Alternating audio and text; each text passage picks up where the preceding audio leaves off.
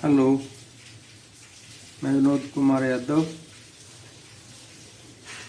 GPC Alwar polytechnic diploma first year all branches semester 2 second semester के applied physics second code 2002 unit first wave motion and its applications का topic है wave motion. इसके ऊपर video बनाया है। तो इसमें जो सवाल है हमारे पास वो है, तरंग क्या है, व्हाट इज वेव। तरंग गति के गुण भी लिखिए। तरंग क्या है वह तरंग गति से आप क्या समझते हैं उसके गुण भी लिखिए। तो सबसे पहले वेव का डेफिनेशन देते हैं हम। तरंग क्या है? तरंग क्या होता है? तरंग एक प्रकार का विक्षोभ है, डिस्टरबेंस होता है, जो माध्यम में एक स्थान से दूसरे स्थान तक गमन करता है। वह निश्चित वेग से आगे बढ़ता है। जैसे मान लीजिए रस्सी का एक सिरा पकड़ के हमने झटका दिया तो उसके अंदर जो लूप है वो दूसरे एंड तक जाता है, तो वो जो डिस्टरबेंस हमने पैदा किया वो वेव के रूप में उस रस्सी में गमन करता है। ऐसे पानी के अंदर अगर मान लीजिए हम स्टिक से, छड़ी से अगर उसको डिस्टर्ब करते हैं तो वेव बनती है। इसी तरह से पानी में अगर पत्थर डालें तो वो डिस्टरबेंस है, वो वेव के रूप में पानी ऊपर और नीचे होते हुए वेव के तरंग के रूप में आगे बढ़ता है। तो वेव क्या है? Wave is a disturbance which can propagate in a medium from one place to another. यानी किसी माध्यम में एक स्थान से दूसरे स्थान तक जो विक्षोभ गमन करता है वही तरंग है, उसे तरंग कहते हैं।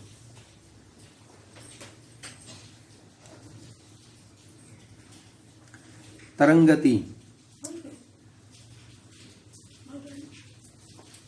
तरंग माध्यम में ऊर्जा संचरण का एक तरीका है। माध्यम में ऊर्जा संचित करती है, तरंग के द्वारा ऊर्जा का संचरण होता है, लेकिन माध्यम के कण गमन नहीं करते हैं। Particle of medium does not transfer. माध्यम के कण अपनी माध्य स्थिति के इर्द गिर्द कंपन करते हैं। तरंग संचरण की घटना को तरंग गति कहते हैं। तरंग का आगे गमन करना, प्रोपागेट करना ही तरंग गति है। तरंग गति में निम्न दो राशियों का स्थानांतरण होता है, पहला ऊर्जा और दूसरा संवेग। तो एक तो हमारे पास इसके अंदर एनर्जी ट्रांसफर होती है और दूसरा जो हमारे पास है मोमेंटम, संवेग का संचरण होता है, स्थानांतरण होता है। तरंग गति में दो चीजें एक स्थान से दूसरे स्थान तक जाती हैं, ऊर्जा व संवेग। लेकिन माध्यम के कण या द्रव्यमान का स्थानांतरण नहीं होता है। कण एक स्थान से दूसरे स्थान तक नहीं जाते हैं। कण तो अपनी माध्य स्थिति, मीन पोजीशन के अबाउट वाइब्रेट होते हैं और इस वाइब्रेशन से ही एक कण दूसरे को ऊर्जा देता है, दूसरा तीसरे को देता है और माध्यम के दूसरे सिरे तक, यानी पूरे माध्यम के अंदर ऊर्जा का संचरण हो जाता है। तो ये हमारे पास दो चीज़ें स्थानांतरित होती हैं, दो चीज़ों का संचरण होता है, ऊर्जा व संवेग, लेकिन कण, पदार्थ या द्रव्यमान का स्थानांतरण नहीं होता है। अब है हमारे पास तरंग गति के विशिष्ट गुण, some important properties, specific properties of wave motion. तो पहला इसके अंदर है, तरंग माध्यम के कणों की लगातार, सतत, कंटिन्यूअस आवर्त गति के कारण उत्पन्न विक्षोभ है। तरंग क्या है? तरंग जो अपने पास है, माध्यम के कण कंटिन्यूअसली वाइब्रेट करते रहते हैं और उससे जो डिस्टरबेंस उत्पन्न होता है वही जो अपने पास है माध्यम में संचरित होता है, आगे जाता है, जो माध्यम में संचरित होता है। तरंग क्या है? एक प्रकार का विक्षोभ है जो माध्यम के कण हार्मोनिक मोशन करते हैं, आवर्त गति करते हैं, लगातार सरल आवर्त गति करते रहते हैं और उससे जो विक्षोभ उत्पन्न होता है और वह विक्षोभ माध्यम में संचित होता है तो तरंग बनती है, तरंग उत्पन्न होती है। दूसरा है, जब तरंग माध्यम में संचरित होती है, गमन करती है, तब माध्यम के कण अपनी साम्य अवस्था, माध्य अवस्था, मीन पोजीशन के इर्द गिर्द आसपास कंपन करते रहते हैं, टू एंड फ्रो मोशन करते हैं। माध्यम के कण गमन नहीं करते हैं, अपनी माध्य स्थिति के इर्द गिर्द ही कंपन करते रहते हैं, सरल आवर्त गति करते रहते हैं। तीसरा जो हमारे पास है वो है तरंग संचरण में माध्यम के कणों के कंपन, वेव मोशन के अंदर, प्रोपगेशन के अंदर माध्यम के कणों के कंपन के कारण ऊर्जा एक कण से दूसरे कण को स्थानांतरित होती है। एक पूर्ण आवर्त काल में कण का परिणामी विस्थापन शून्य होता है, यानी जहां से कण गति कंपन शुरू करता है और पूरा आवर्त काल एक चक्कर पूरा होने पर वापस वहीं आ जाता है, इसलिए विस्थापन 0, यानी कि वो कण जो है आगे जाता नहीं है, अपनी माध्य स्थिति के ही दोनों तरफ कंपन करता रहता है और निश्चित समय बाद अपने पथ को दोहराता रहता है, तो कुल विस्थापन एक आवर्त काल में शून्य होता है। प्रत्येक कण की कला फेज जो अपने पास होता है, किस टाइम पर किस पोजीशन के अंदर है, फेज जो होता है अपने से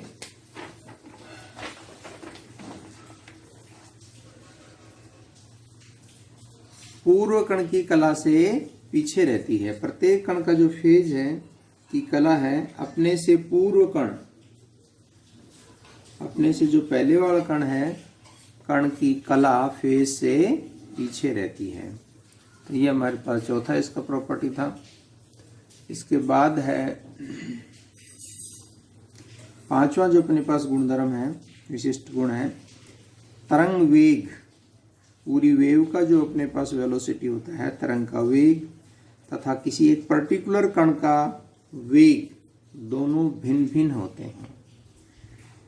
पूरी जो वेव चल रही है, आगे गमन कर रही है, उसका वेग, वेलोसिटी ऑफ वेव तथा velocity of particle are two different things.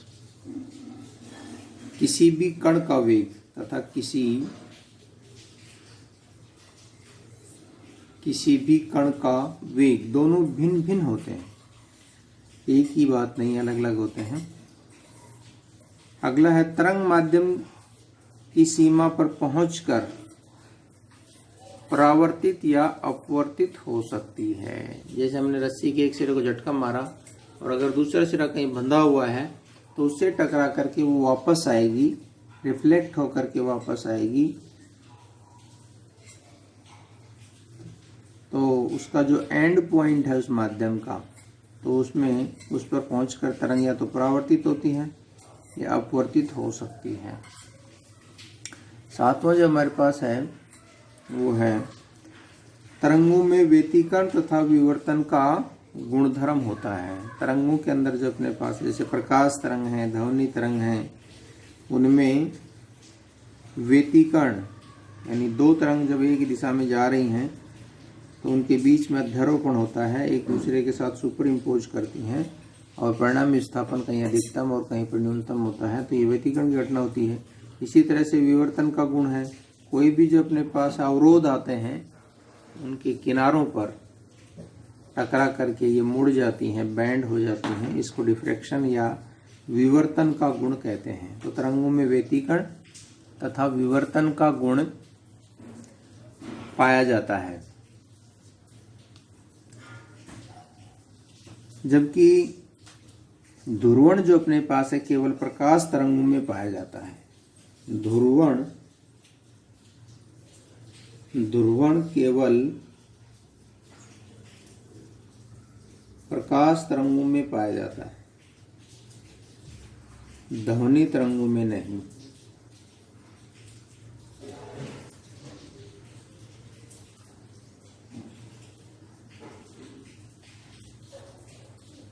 ध्वनि तरंगों में नहीं।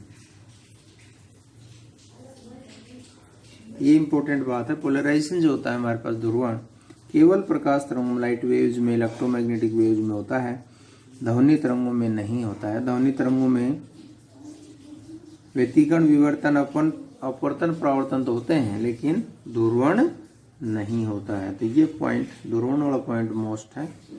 इसके बाद में जो हमारे पास है 8वां पॉइंट है, माध्यम के कणों में गतिज ऊर्जा तथा स्थितिज ऊर्जा दोनों उपस्थित होते हैं। माध्यम के जो कण हैं वो माध्य स्थिति के दोनों ओर कंपन करते हैं और अपनी स्थिति भी बदलते हैं, तो उनकी गति भी होती है, लेकिन वो एक चक्कर के अंदर वापस वहीं आ जाते हैं पूरा चक्कर होने के बाद।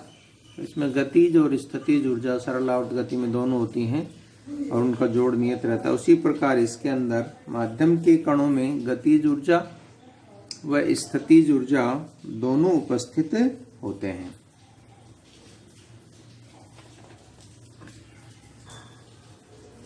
इसके बाद में है तरंग संचरण के लिए माध्यम में आवश्यक गुण। तरंग के गमन के लिए माध्यम में क्या क्या गुण होने चाहिए उनको भी हम एक बार देख लेते हैं। पहला है इसके अंदर माध्यम में अवस्था परिवर्तन का विरोध करने वाला गुण होना चाहिए।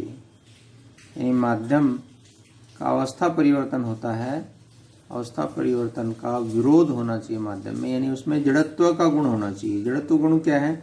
यदि किसी भी वस्तु को या पदार्थ को हम उसकी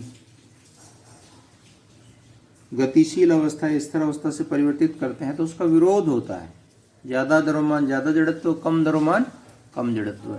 तो ये हमारे पास जड़त्व एक तरह से द्रव्यमान का माप है, तो जड़त्व का गुण होना चाहिए, तभी जो अपने पास है माध्यम में तरंग का गमन होगा, तरंग का संचरण होगा। दूसरा जो अपने पास इसके अंदर गुण है, माध्यम में बल लगाने पर विस्थापित होने, यदि माध्यम पर बल लगाया जाए तो वो विस्थापित हो जाए तथा बल हटाने पर वापस अपनी प्रारंभिक अवस्था में लौट जाए, ये गुण भी विद्यमान होना चाहिए। इसे कहते हैं प्रत्यास्था, इलास्टिसिटी का गुण होना चाहिए, प्रॉपर्टी ऑफ इलास्टिसिटी। जैसे रबर को हम खींचते हैं तो उसकी लंबाई बढ़ जाती है और छोड़ने पर वापस वहीं अपनी प्रारंभिक लंबाई पर आ जाता है, स्थिति पर आ जाता है।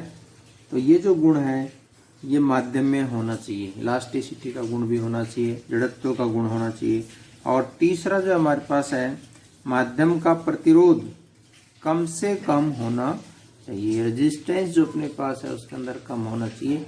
अगर रेजिस्टेंस ज़्यादा है तो भी तरंग ज़्यादा दूर तक नहीं जाएगी, गमन नहीं करेगी, तरंग का संचरण नहीं होगा। तो अब वेव जो अपने पास है हम कैसी होती है उसका डायग्राम यहाँ बना सकते हैं हम। ये इस तरह से जो अपने पास है, मान लीजिए तो ये वाई एक्सिस है और इधर ये अपने पास एक्स एक्सिस है। तो ये इस प्रकार से जो अपने पास है इसके अंदर ये तरंग गमन करती है। तो ये अपने पास इसका जो विस्थापन है वाई की ओर धीरे धीरे टाइम के साथ भी ले सकते हो, इधर आप समय भी ले सकते हो, समय। तो ये इसका विस्थापन धीरे धीरे बढ़ रहा है यहाँ पर, फिर ये अधिकतम विस्थापन हो जाएगा, उसके बाद घटते हुए फिर वापस कम होते हुए 0 हो जाएगा, फिर दूसरी तरफ बढ़ेगा ये, इसी तरह से इधर अधिकतम हो जाएगा, कम होते हुए फिर ये वापस 0 हो जाएगा। तो ये एक चक्कर पूरा हो गया, एक आवर्त काल हो गया। यहाँ पर t बराबर 0 था और उसके बाद में ये अपने पास एक चक्कर पूरा हो गया। ये आधा चक्कर है, आधे चक्कर के अंदर कणों का जो विस्थापन ऊपर की ओर है, इसको हम ऊपर की ओर वाले को सरंग कहते हैं, और नीचे की तरफ अधिकतम विस्थापन है उसको हम गर्त कहते हैं, क्रेस्ट एंड ट्रफ। इंग्लिश में इसको क्रेस्ट और इसको ट्रफ बोलते हैं, ट्रफ, क्रेस्ट एंड ट्रफ। ये एक आवर्त काल पूरा हो गया। इसी तरह से फिर वापस ऊपर की ओर ये अधिकतम विस्थापन जाएगा, फिर कम होते हुए 0 हो जाएगा। तो ये अपने पास 3t/2 और ये पूरा जो अपने पास है 2 आवर्तकाल पूरे हो जाएंगे। नीचे की ओर विस्थापन होते हुए बढ़ता है अधिकतम और उसके बाद कम होते हुए फिर वापस 0। तो ये 2t अपने पास हो जाएगा। तो ये इस तरह से एक तरंग है। इन 2 अधिकतम विस्थापनों के बीच की जो अपने पास है जो 2 सरंग हैं, ये भी एक सरंग है अपने पास, ऊपर की ओर जो अपने पास होती है वो सरंग। तो 2 सरंग के बीच की जो दूरी है या क्रमागत बिंदु के बीच की दूरी, उसको तरंग दैर्ध्य लैम्ब्डा कहते हैं। एक चक्कर पूरा करते हैं उसका आवर्तकाल टी कहते हैं। चक्कर प्रति सेकंड आवर्ती कहलाती है। आवर्ती जो हमारे पास होती है चक्कर प्रति सेकंड होती है n बराबर 1/t। टी आवर्तकाल है। आवर्तकाल एक चक्कर पूरा करने में लगा समय, आवर्तकाल एक चक्कर में लगा समय, एक चक्कर में लगा समय, एक चक्कर में जो लगा समय है वो आवर्तकाल कहलाता है। आवर्तकाल का उल्टा आवर्ती कहलाता है। 2 अधिकतम मैक्सिमाज या मिनिमाज के बीच की जो दूरी होती है, गर्त के बीच की जो दूरी होती है, ये गर्त है, इन गर्त के बीच की जो दूरी होती है वो लैम्ब्डा कहलाती है। सरंग के बीच की दूरी या गर्त के बीच की दूरी होती है और ये इधर विस्थापन है। तो ये एक तरंग का y की ओर विस्थापन। तो ये हमारे पास एक तरंग है।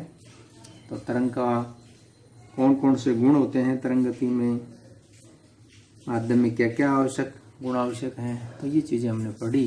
धन्यवाद।